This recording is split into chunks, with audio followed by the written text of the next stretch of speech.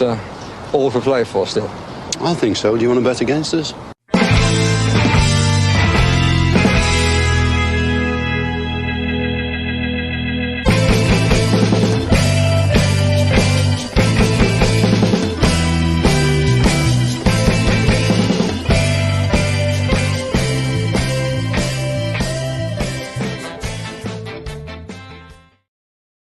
Hello, Aston Villa fans, and welcome to For the Love of Paul McGrath podcast. I'm super excited. I did something I haven't done since I was about 17, getting ready to go out on a night out, and that's put on some right hard metal music and just sit there and listen to it to get myself pumped up. And I don't know why, but I drifted back 22 years to when I was about a 17-year-old and did it. And it feels great. And you know what? I think that's what Champions League football has done for a lot of people, a lot of Villa fans this year. It's brought them back to a time in their childhood because it's been so long since Villa have been competitive, I suppose, in European football, number one. And second of all, have been at the top table in European football. And there's a man here, I think, that would love to be back in his childhood when his back was a little bit more supple than it is now. He's just after joining me. I'm going to bring him in. Paddy, are you as looking forward to this as I am? I don't know. I've got this giddiness about me tonight. And I'm really looking forward to it. Oh, I can't hear you. Hello. Yeah, I couldn't. I was wondering, was it my fault? Go for it. My fault. How could you not be giddy or excited in what we're up against here? This is I alluded to it last night, and some people messaged me afterwards said I had it spot on, but if you can't celebrate days like today without the negativity of the empty seats and anything else that's happening around the place, give your head a wobble, because we can just park all that for now and just enjoy what we're going to experience. Like, the first one at home was absolutely incredible, and now we've got a number of amazing games ahead to go and enjoy. So let's just do that and enjoy it and park everything else and just get on with it. And, exactly. Celebrate these amazing achievements to be here. God knows we could be waiting a long time for it to happen again. Well, look, we'll park that conversation for another day, but you're dead right, Paddy. Do you know what? I just want to say something. I'm really loving the quality of these little graphics that Villa are creating or being created for Aston Villa. I'm not sure whether they're done in-house, but I just want to say kudos to whoever is doing them. I don't know why, but I'm loving them. They seem to be popping up all over. I don't know, every second Twitter account that I'm following at the moment seems to be having their own go at doing them. Keep them coming, because they're really cool. It really brings, I don't know, I like them anyway. I don't care about anybody else. That's where I leave it with this one, because I'm pretty sure they're done out of house, because the girl I follow on Twitter shares them just after they go up as her own work. So no, it is. Yeah. They are really, really good and very impactful, and you can see there's a lot of detail in the background if you don't notice them. The AB 150 and the Aston Villa on the side of the stand. Are we late getting this team? We're the last. Yeah, we're the last team to announce. Are you ready for Team G Tantrum? Are you ready? Here, are you ready for Team G Tantrum? Well, I'll get to it in a moment. There was a reason why I posted something today. Martinez, Konza, Diego Carlos, Pau, Matson, McGinn, Tielemans, Onana, Bailey, Rogers, and the Colombian superstar John Duran starts up top, with the substitutes bench looking like Robin Olsen. There's your tantrum, Paddy. There's your tantrum. There's a tantrum going on somewhere. Just look at the third name on those substitute bench. Yeah, look at the third name. I know. I'm getting there. Matty Cash, Tyrone Mings. To skip it. Just go straight to it. Tyrone Mings, Luca Dean, Nedeljkovic, Bogart, Kamara, Ramsey, Barkley, Buendia, Philogene, and Ollie Watkins. That's a stacked team. That is a really stacked team. But yeah. That's it. Look, we spoke in the preview we did last night. We were kind of saying, would he make changes? Would he go with the same 11? We mentioned, I think I might have thrown out in passing about John Duran. And then this morning, there's a certain person who's probably watching this podcast who I don't know what their first name is, and I don't know what their second name is. I only know what their Twitter handle is, or what their handle is, should I say, on various social media. And they messaged me this morning to say John Duran was playing. And that's why I put up a tweet today to say if John Duran scores, we'll give away a John Duran shirt. So I was feeling good about that news that I got this morning. And look, it was a win-win situation for me. Got a lot of exposure on Twitter, but if John Duran didn't start and my information was wrong, but at least it gave me a better chance to keep my money in my pocket. But with everything that's going on, I suppose, and fans getting over the games and going to games and and bleeding money that way as well, good to bring back the old shirt giveaways again. So John Duran, if you guys haven't seen it, go to the Twitter page. All you gotta do is just like and share it and comment a line emoji underneath, and we pick a winner. If John Duran scores, we pick a winner in the post-match podcast. Sure, we might as well. Have we got? I'm trying to figure out who's missing. No, the Ramsey's there, Barkley's Gauchi. there, Buendía's there, Philogene. Gauchi's missing, obviously. Matty Cash is there, Dina's there, Nedeljkovic. Like, my God, look. I don't think there's anyone. Look at the strength of that bench. Any one of those players, with the exception of one, maybe, I would have no problem starting this game. This is just nuts, absolutely nuts that we're stacked and we're ready to go for what's going to be. I think someone said 7 games in 21 days. Is that right? Well, we have what? We have 10 podcasts in 7 days or something like that since the weekend. So if there's 7 games in 21 days, Jesus, Paddy, we're going to need to take a couple of personal days from work or whatever, or unpaid leave, to try and keep up with the podcast. But you're right. No, there is. It's not an easy avenue to negotiate. We mentioned that. So seeing rotation today isn't exactly surprising. And I know we waxed about it last night, but it's not surprising, to see some rotation today, albeit only slight rotation. Like if there was mass rotation going on here, you'd think that Leon Bailey would have gotten a rest, but Unai seems to see fit to try and let him play through his play himself back into form, which, look, you might say it's strange, but Unai knows Leon Bailey better than anybody else. There was a time he took him out of the team to build up his confidence. Now he maybe sees the fact that, listen, Leon, you go do what you did last year, and maybe it's all about getting him back up to full fitness. But that team is really exciting. McGinn, Tielemans, and Onana in there in midfield. I wonder, will he go, being at home, will he go slightly more for 4-3-3, with favouring obviously Bailey going higher on that right hand side, and McGinn won't be on the right. Like McGinn won't be on the right hand side here. So does McGinn go to the left?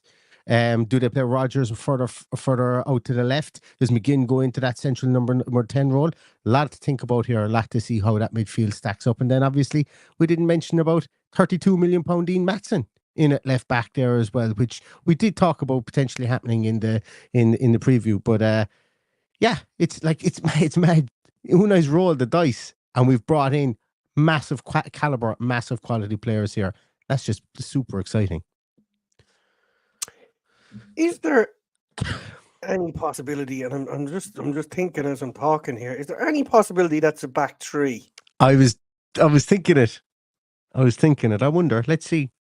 You know me and my penchant for a back three. Well, I just think with how stacked we are, it's a perfect opportunity. It's just, yeah. Only thing is, who's right back? McGinn, Bailey? Probably, yeah. I'll tell you who it's not. Bailey. It's not Leon Bailey.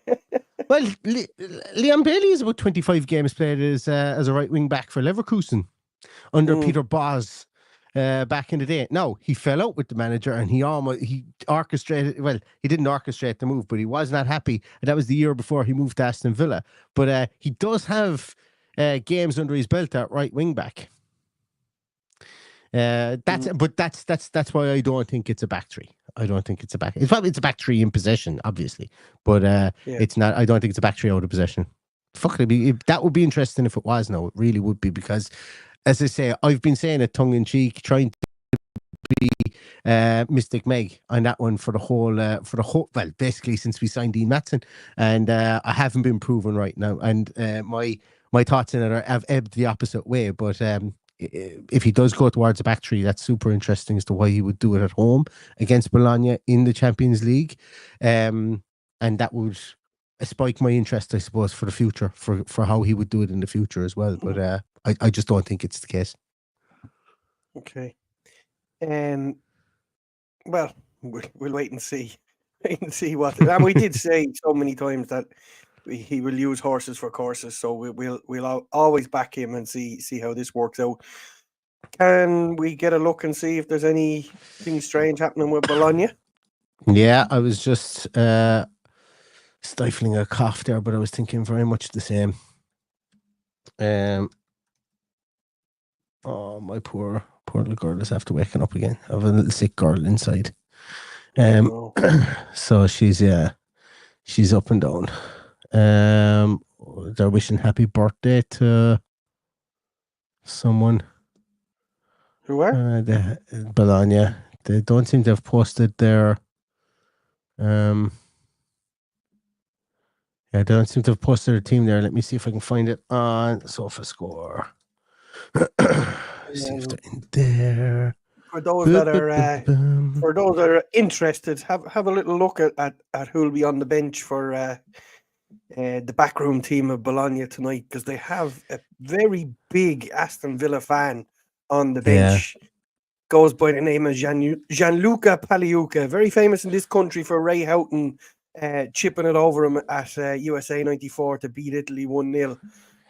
But an absolute hero of mine, Italian international goalkeeper, played for my beloved Sampdoria as well for 4 or 5 years. Absolutely brilliant goalkeeper. Actually has a huge Aston Villa tattoo on his arm. Yep. Emery will not waste time, you see, I silverware at Villa. Yeah, so they've got Skropski in goals, Posh, Bukema, and Luciumi, the guy that you were talking about, John Duran's mate from Colombia there. Then they've got the birthday boy, Giddiness, then at left back, Remco Fruler, who I am probably irrationally fond of. I just think he's a really good defensive midfielder in there with Urbanski, somebody who scored already, Polish player. Dan Ndoye makes the team. I didn't expect him to. He was more or less dead and buried and out for this game, but he's made a miraculous recovery. Fabian, who's a nice, very, very nice young player in there, behind the striker of Tees Delinga with Riccardo Orsolini there on the right-hand side. So they're not playing their... and this is interesting because they played Delinga against Liverpool as well. And I'm a big fan of Delinga. I actually had him touted as somebody who, if John Duran left, could come in and fill that void. Well, not the void of chaos that John Duran brings, but the void that could be... Like, he's a bit more similar to an Ollie Watkins type character. Not the same similar type of play, but gets into similar situations and has a similar goal scoring record. So on the bench, they have Federico Raviglia, Nicola Bagnolo, Emil Ham, Juan Miranda, who we spoke about. The birthday boy got the game at left back instead of Juan Miranda. Nicola Casale, Tommaso Carrazzo, Nicola Moro, Samuel Illing Jr. makes the bench. Tommaso Pobega, but who I thought would have had a good chance of starting this game maybe instead of Fabini. Jens Odgaard, and then Santiago Castro, who has 3 goals for them, will definitely come off the bench at some stage, and Villa are going to need to watch for him when he does come off the bench, because he is a nice striker. Just click into him there. He's Argentinian player. He's only 20 years of age. Again, a guy who there was eyebrows kind of raised, slight eyebrows raised, that he left Argentina when he did and went to Bologna, but made the right decision, and Bologna have done a good job in that as well. Yeah, as a couple of players that they've out. He's a decent player. I'm actually surprised he's not starting ahead of Theis Delinga, because Theis Delinga came in with a very good goal ratio from Toulouse, scoring an average of a goal every 2 games, and has yet to score in 7 for Bologna. But we all know what happens when people like that rock up at Villa Park. Have done in the past.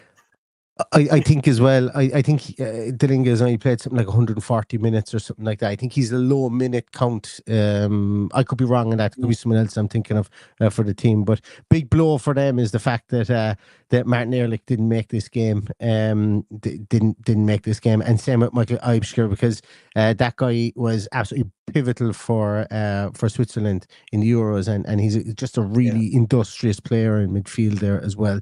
So Yeah, look, they're a good team. They're going to be well coached, as we mentioned before. Vincenzo Italiano is a really lauded coach in Italy and in European football as well. He will be one of these coaches I don't think that will ever leave Italian football. That's one thing I love about Serie A, is that, it's very colloquial. It's probably been his downfall as well. Is players like the likes of Totti and those. Totti talking about coming back playing football in the Serie A at 48 years of age. More fucking power to you, is what I say. For Totti, if that's the case, he's still in great shape, still a fine looking man.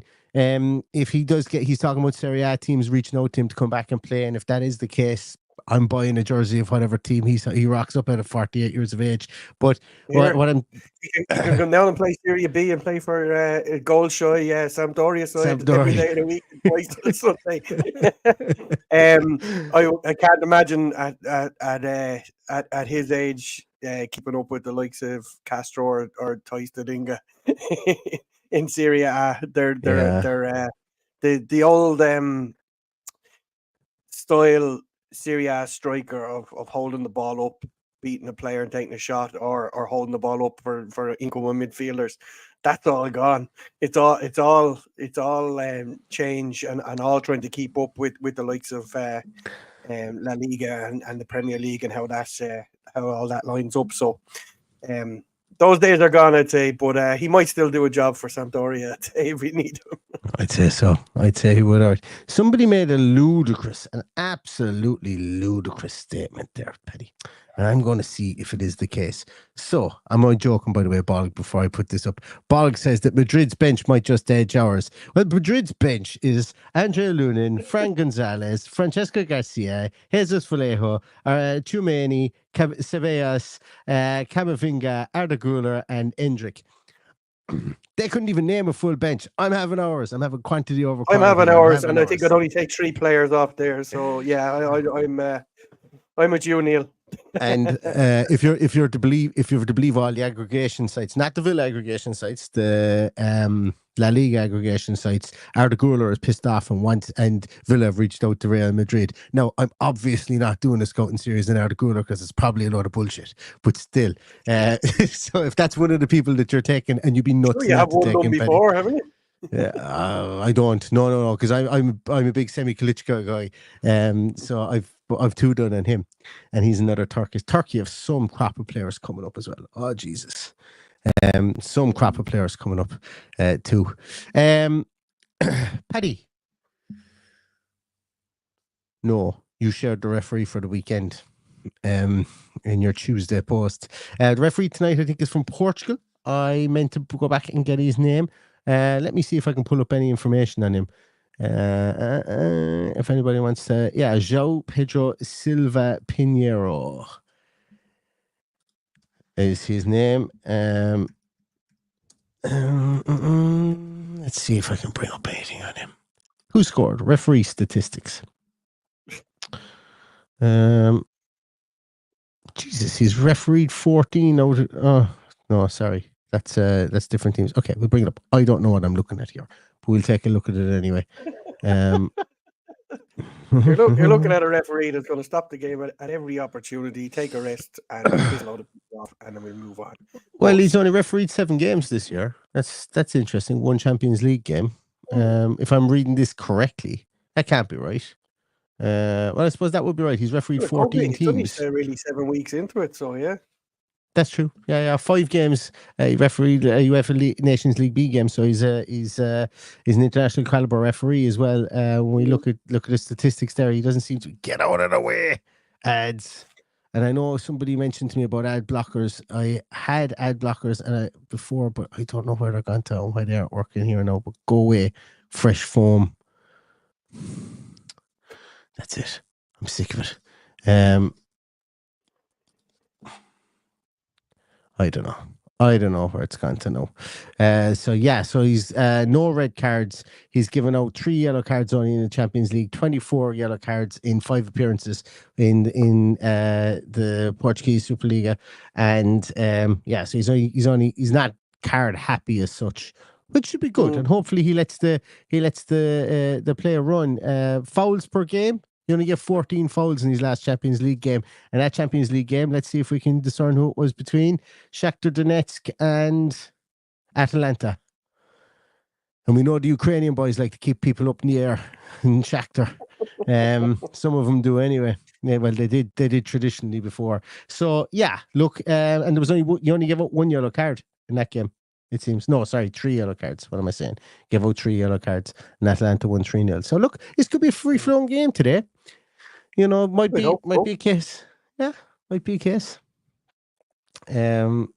Yeah, interesting. But enough about the referees. Noel Connaughton has given us some inside information here about the Bologna team.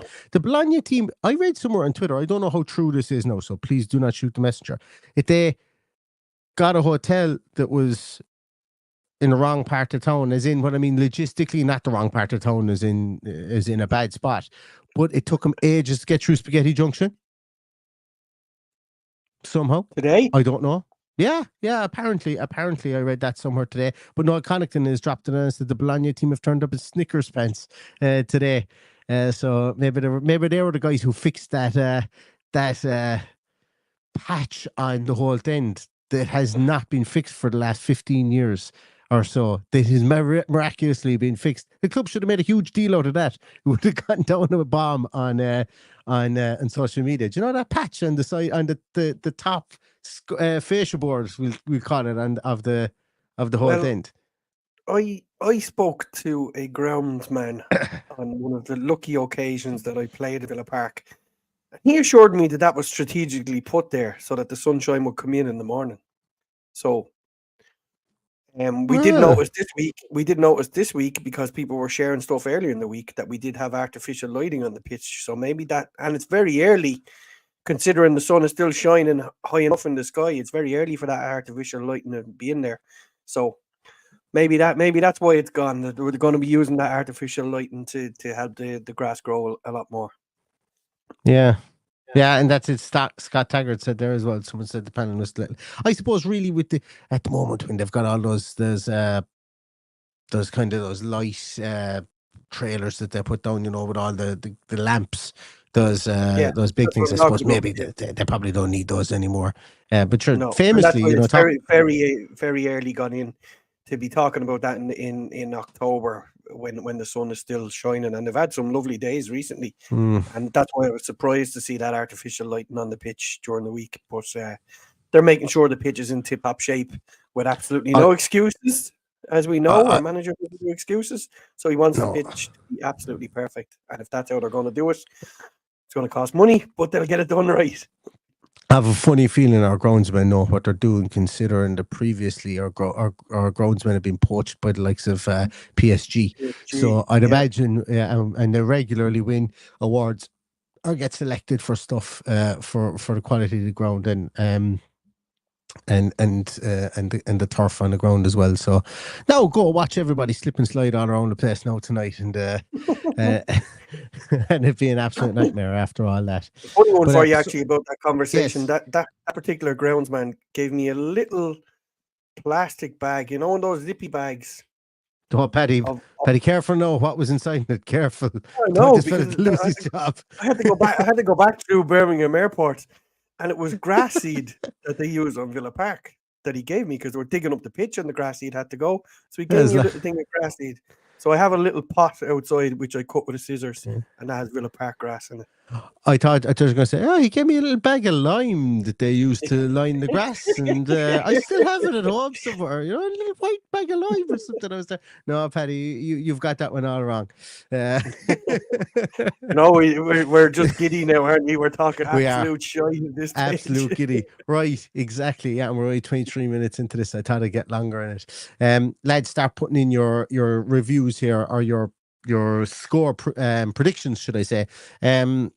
So going back, I suppose, to the game at hand here, obviously, look, any team that comes to Villa Park in the Champions League, whether they're a rookie team like ourselves or whether they're an established team, they're going to have a tough night of it against us, but we're also not going to exactly have an easy night against any team in this Champions League, I would imagine. And respect will be given and respect will be earned throughout the course of this next 90 minutes. I don't expect this to be an easy game. I don't expect it to be a walk in the park. Two very good managers, although Bologna are not having the run of it that they had last year in Serie A, and they've changed change managers and lost potentially 3 of their bigger players in the off season. Sorry, 2 of their bigger players anyway in the off season. I still think that they can come here and prove and cause us problems. I am going to go with an Aston Villa 1-0 win tonight. I'm going to go with a 1-0 win with John Duran scoring and having to give away a shirt. But the positive from that is that we will only be the 3rd team ever to start our first 3 games in the Champions League and not concede a goal after. Oh Jesus, doesn't tip my tongue. Leicester is one of them, and who is the other team? Sugar. It's oh well. You win some, you lose some. Trying to act smart, and the next thing it just leaves your mind. If anybody else had seen that statistic today, let me know. No. Oh, I can't remember who it is. I'm going to go a little bit higher. I'm going to go Bordeaux, I think it was. I'm going to go a 3-0 win. I'm going to predict a John Duran hat-trick before he picks up a silly yellow card which rules him out of Bruges.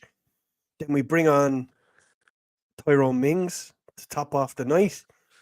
We miss John Duran for Bruges, but everybody's happy and we've 9 points on the board and we've a 3-0 under our belt, and we continue on that record that you were talking about that I didn't even know existed. So yeah, there you go. But that's just me being giddy, I think. I obviously know that we need to respect this opposition and they will be given that respect. And if they're not given respect, they will punish us. But yeah, C-Line I says if John Duran hat-trick, do we give away 3 shirts? If John Duran scores a hat-trick tonight, I will give away 3 shirts. Now, if he scores 2 goals, I'm still only giving away 1. But if John Duran scores a hat-trick, we'll give away 3 goals. We'll give away 3 shirts tonight. Fuck it, I'm playing with fire there. I went from getting a sneaky text this morning at 9:15 from a person that I don't even know if they're actually real or if they're a bot. I presume they're not, considering the way that they message. But to having that inside information now to potentially being about 400 quid lighter by the end of the night tonight. But we'll all enjoy it. We'll all enjoy it. I hope. That's fucking, I hope she's not watching this podcast because I have to get married next April, for God's sake. I used to score multiple goals. 60-1 John Duran. Obviously we don't advocate any betting, but if you do, well, 60-1 John Duran for a hat-trick. For a hat-trick? Well, that covers my... I'd be stupid not to, wouldn't I? I'd be stupid not to. That'd cover the cost. Like a £5 and that covers the cost. Well, consider it. Anyway, yeah, but bet responsibly in doing that. If it's not your bag, don't do it. Right. We have some scores in here. I know I forgot to do these. I was just going to end the podcast there. So Junior is going with 2-0. Aston Villa. C-Line is going 3-1. Si's going 2-0. Si's going 2-0. Cash's converted wife says 2-1, and Cash is saying 3-1. Ronan Ward is going 3-0. Captain Nugget is going 2-0. Ozgerm is going 3-1. 4-1 says really random reviews. Mick Ducati is going for 3-1. 2-0 says Villa. 3-1 says 2-0 says Richie Ryan, should I say. 3-1 says Duncan Kilburn. Brendan Miller is going with 2-0. 3 points says Mike Braz, or 3 points, couldn't care less the score, says Mike Brosnan. Bear says 2-0. Villain of the Peace says 2-1. Winnipeg Walter says 4-2. Dickie's going with 3-0. Dave Dwyer's going 2-0. CC is going for 2-0 as well. What's wrong with my button tonight? It won't click properly. Scott Taggart is going for 2-0. Well End Valley is going for 2-0. 3-1 says Jordan Levy. 4-0 says Diavolo. Jonathan is going with 2-0. Richard Parks is going 5-3. The McBees is going for 2-0. Mr. Ponge is going for 3-0. Rachel is going for 2-0. 3-2 says Holtender Rob. Where else are we? 2-0 says Bolg. Where else are we? Dean Blackwood is going for 3-0 Villa. 3-1 Rob Henry says as well for a Neil shirt trick. Anne is going for 2-0. Stephen Kiley is going for 3-0 as well. What's wrong? Neil, is that me? Mr. Walker. The Bladnator is going for 7-0. Tony McDonald is going for 3-1. Richard Edwards is going for 3-1. Kevin Blackwell going 4-2. Darian Gallagher going 2-1. 1874 Jared is going for 2-2. Michael O'Brien is going for 3-0. Daniel Donnelly's going for 0-all. Kieran Larkin's going 3-0. Remy Angard, brilliant, is going for 4-0. Dico Blanco is going for 3-1. Trevor Hersey's back in the Duran hat trick. Western Wood is going for 2-2. Shane Coleman's going 2-0. Poorhouse is going 1-all. British Mick is going for 2-1. David Dams is going for 3-1. And John Morgan is going for 1-0. Like myself, feels it will be tricky. And I'm getting more like the Grand National commentator each and every week. I don't know if I've ever told you this, but my father has old cassette tapes of me pretending to do horse racing commentary and recording myself on an old radio before, and if you ever heard it, it still makes me laugh how absolutely bonkers it is. And I was only like about 6 years of age, so I have form for it. But yes, Aston Villa also have form for winning in the Champions League, because we've done it twice already this year. But Bologna are their own stiff test in themselves, and the game is on in 44 minutes now. As I said, I am giddy. I'm also freezing because my door is open here beside me, and the chill factor is absolutely. That's why I'm kind of keeping hunched down here, because I don't want you to see me smoking peanuts in my shop. I can't, because then I won't be I won't be able to talk, because you won't really be able to hear me. But I'm going to end the podcast now, so I can go and close my door and then get myself set up to watch the game here as well. And I hope you all do too. We will be back right on the final whistle again for a post-match podcast, hopefully supporting or celebrating an Aston Villa win, and you know what, hopefully celebrating a John Durant hat-trick as well, because why not? It'll make us all very, very happy. So come and join us again. Bang on the final whistle. We would love to have you. Paddy, anything to say before we finish up? You mentioned that you used to commentate on the horse race, and I used to commentate on the GA matches when I was a kid, and there's a video of me reciting the 1984 All-Ireland final, and it was, I remember the line, and the way this man played today, if there was a flood, he'd walk on water. It was about Jack O'Shea. That's what John Duran is going to do tonight. He's going to walk on water, and he's going to score a hat-trick. Convinced of it. Hopefully so. Hopefully so. Well, I've no problem with scoring a hat trick now, because I'm definitely back in the hat trick there to cover my bets on that one. And just for the camera as well, I was born in 1985, Paddy. So if you were doing commentary in 1984. I was only one. I was only one. You only one yourself, right? Excellent. Well, listen, lads, everybody, I'm going to let you go. There's 42 minutes before the game. Go and get your snacks. Go and get your libations, whatever you want. Fluff up that pillow. Be good to yourself tonight. Put an extra log on the fire. Make sure it's nice and warm wherever you are, and watch this game, because, as I say, Aston Villa are in the Champions League, and we're as giddy as a March hare about this. So catch you all again. Bang on the final whistle, everybody. In the meantime, everyone, stay safe. Stay. Bologna coach at Spaghetti Junction. I did say that, but everything is clicking here. Anyway, stay safe, stay healthy, and all the stuff to say is up the Villa. Up the Champions League, Villa.